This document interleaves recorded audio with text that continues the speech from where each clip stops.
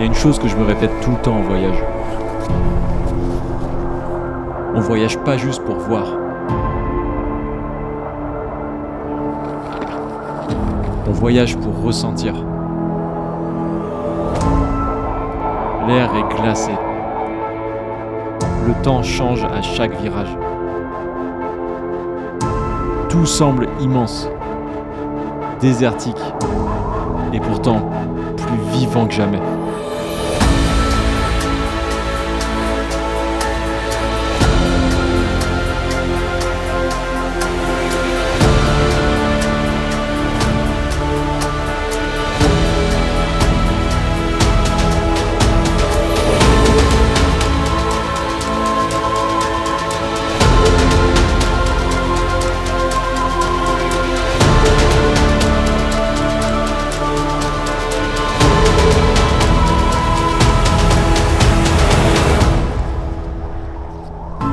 Quand la nuit tombe, c'est la vraie mission qui commence.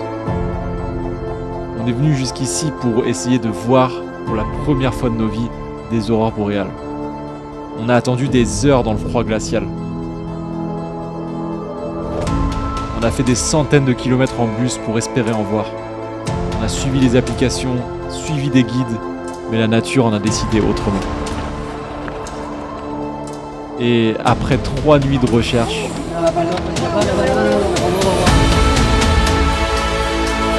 j'ai réussi. C'est incroyable.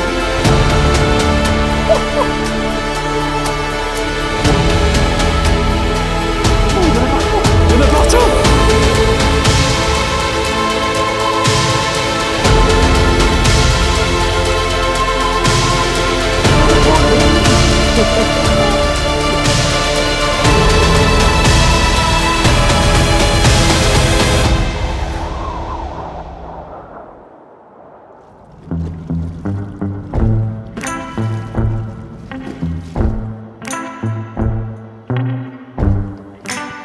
Bon les gars, on vient d'arriver à Tromsø, c'est la pointe nord de la Norvège dans le cercle polaire arctique. On est là pour 6 jours et l'objectif c'est de tester une nouvelle caméra. À l'heure où je vous parle, je n'ai aucune idée de ce que c'est que cette nouvelle caméra. Vous le savez, moi je sais pas, mais je vais très vite le découvrir parce qu'on a la conférence pour annoncer le boîtier dans 10 minutes. Et je vous emmène avec moi. On va retrouver tous les copains créateurs. J'ai très hâte de savoir ce que c'est que ce nouveau boîtier.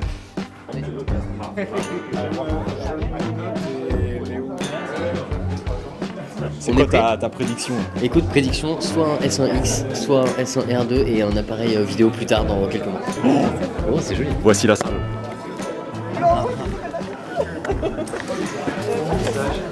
Je peux me mettre à côté de vous, monsieur? Bonjour madame. Je peux me mettre là? La balance des blancs n'est pas très bonne. C'est beau, hein. La lumière est très belle.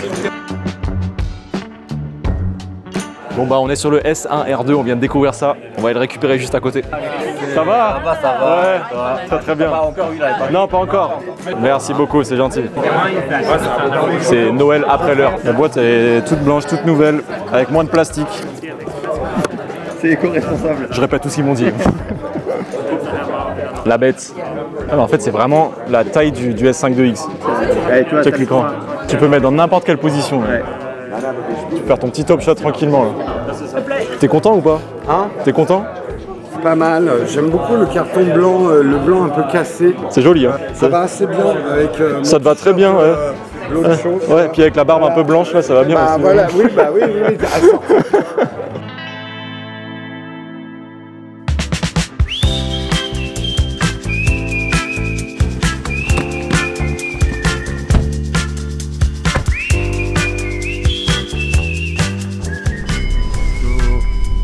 Allez, hein, on se crache pas, hein.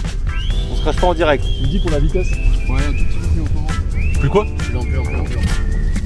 Pardon. On a 2 drones qui étaient prêts à nous filmer, frérot, il a oublié de fermer le coffre. J'ai oublié. Impeccable le plan drone. Par contre, c'est magnifique, hein. Vraiment, c'est énervé. Tu vois, là, quand il y a un mot, oui, une belle. Oh, la voiture partout là. Mais par contre, c'est très joli. C'est incroyable. Comment tu le vis là? Je suis très heureux, à part ce truc qui me déglingue les oreilles. Pardon. Ça y est, on est parti pour 4 heures de route direction Senja. On connaît pas du tout l'endroit, mais apparemment c'est magnifique. On profite du trajet pour se familiariser avec le nouveau boîtier, faire nos petits réglages. Autant vous dire qu'avec 5 vidéastes, la voiture est remplie de valises et de matos. Ah ouais, c'est ça de partir avec 5 vidéastes. On arrive enfin à Senia et à peine arrivé, on se met direct à shooter parce qu'on a exactement 48 heures pour tourner nos vidéos. Autant vous dire qu'on va pas beaucoup dormir. La météo change toutes les 10 minutes ici. On peut passer d'une tempête de neige à un grand soleil en quelques minutes, ce qui est parfait au final pour nous pour avoir différentes ambiances. Regardez, elle est équipée la voiture. Il y a des clous sur les roues, ça glisse pas du tout sur la neige. Et quand la nuit tombe, la pression se met vraiment à monter. On a chassé les aurores les 3 dernières nuits. On a fait des heures et des heures de bus et on n'a absolument rien vu. Il nous reste 2 nuits ici, donc dès la nuit tombée, on s'équipe contre le froid et on fait la seule chose qu'on peut réellement faire, croiser les doigts. Regarde, il y en a partout.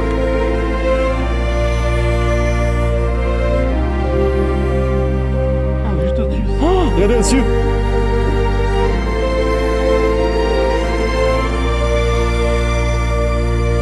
J'ai des frissons, je te jure. Putain, ça commence à danser en plus, c'est fou. C'est exceptionnel. Oh la vache. Ah. C'est quoi?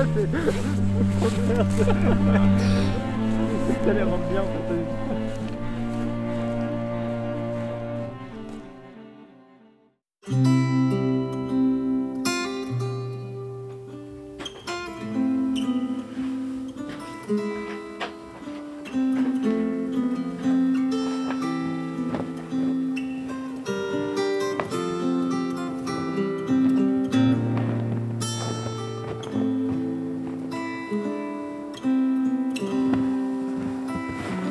Bien à l'instant de se réveiller et autant vous dire que j'ai quasiment rien dormi de la nuit. J'ai pensé à ce qu'on a vu hier soir toute la nuit et ça m'a fait prendre du recul sur plein de choses et je voulais juste vous dire de bon matin que si vous étiez pas là, si on n'avait pas créé cette chaîne ensemble, jamais j'aurais pu vivre tout ça, jamais j'aurais pu vivre ce moment avec des copains créateurs et j'ai eu des frissons toute la soirée.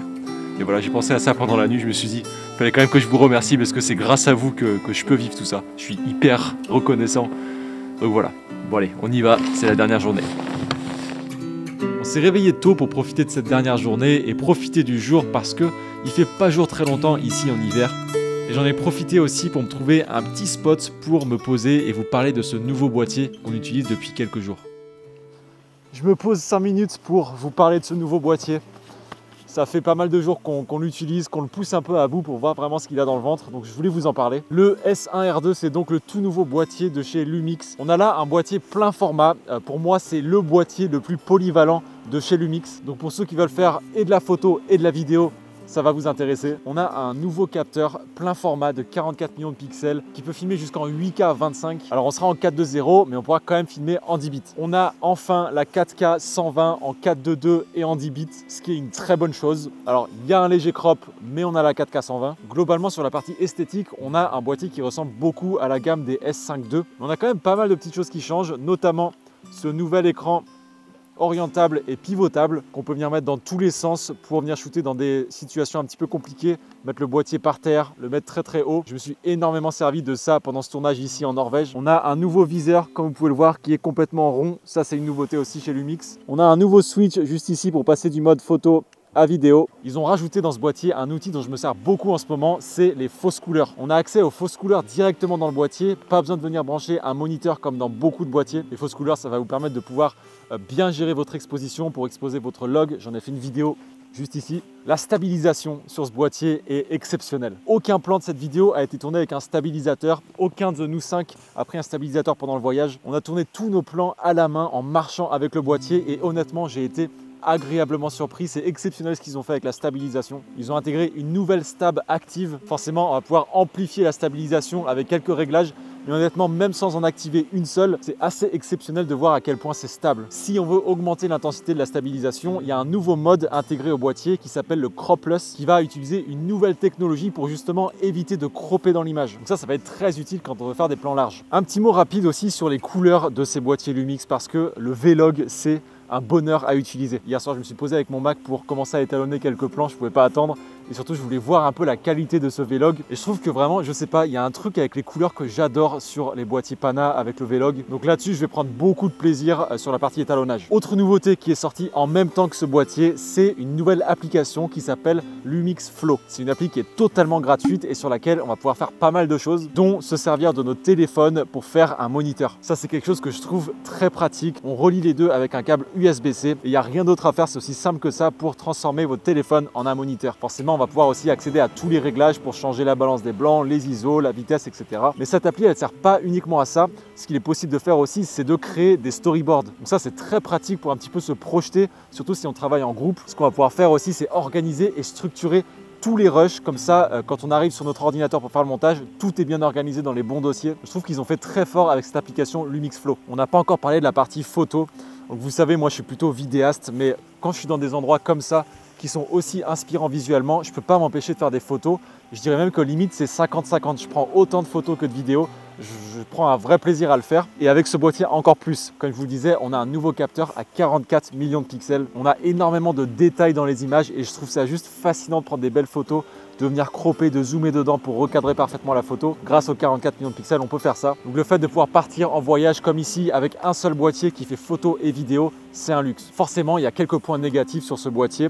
Le premier, c'est que à cause du fait qu'il y a un capteur avec une si haute résolution, on est à 44 millions de pixels, je le rappelle, à cause de ça, l'image va vite bruiter quand on monte les ISO. Le dual ISO sur ce boîtier, il est de 400 et de 2000, ce qui n'est, qu'on se le dise, pas forcément très haut. Ça va surtout nécessiter d'avoir des objectifs qui sont lumineux. Les plans qu'on a fait des aurores boréales, j'étais à ISO 6400 et j'ai quand même dû utiliser la réduction de bruit sur DaVinci pour atténuer un petit peu le bruit. Deuxième point négatif, c'est qu'on va avoir un léger crop quand on passe de 4K 25 à 4K 50. Et on a encore un autre crop quand on passe de 4K 50 à 4K 100. On a un crop de x1.11 entre 4K 25 et 4K 50 et x1.17 entre 50 et 120. C'est pas non plus énorme, mais c'est à prendre en compte. Troisième point négatif, c'est que sur ce boîtier, on est donc sur un autofocus à détection de phase, ce qui est très bien. Problème, c'est que quand on passe à 4K 120, on passe sur une détection à contraste. Donc l'autofocus est moins performant quand on passe à 4K 120. Au niveau du prix, on n'en a pas parlé, on se situe à 3600 €. Mais quand on prend un petit peu du recul sur les specs que offre ce boîtier, je le rappelle, on a 44 millions de pixels, 8K 25, 4K 120, stabilisation plus qu'impressionnante. Honnêtement, sur le papier, on a vraiment des specs incroyables. Donc je trouve qu'il se positionne vraiment bien niveau prix pour tout ce qu'on peut faire avec ce boîtier. Encore une fois, pour ceux qui veulent pouvoir faire de la photo et de la vidéo avec un seul et même boîtier, le S1R2 est pour moi une très bonne option. En tout cas, sur ce voyage, j'ai pris énormément de plaisir à l'utiliser. Au niveau de l'esthétisme aussi, on n'en parle pas assez, mais je le trouve vraiment joli et pour moi, c'est hyper important d'avoir un boîtier esthétique. Je sais pas, ça fait partie du truc. Donc voilà, globalement, je suis vraiment content de ce petit boîtier. Bon, je vais y retourner parce que les potes, ils m'attendent. Merci beaucoup d'avoir regardé cette vidéo jusqu'ici. Je vous dis à bientôt les potes, prenez soin de vous. Ciao, ciao.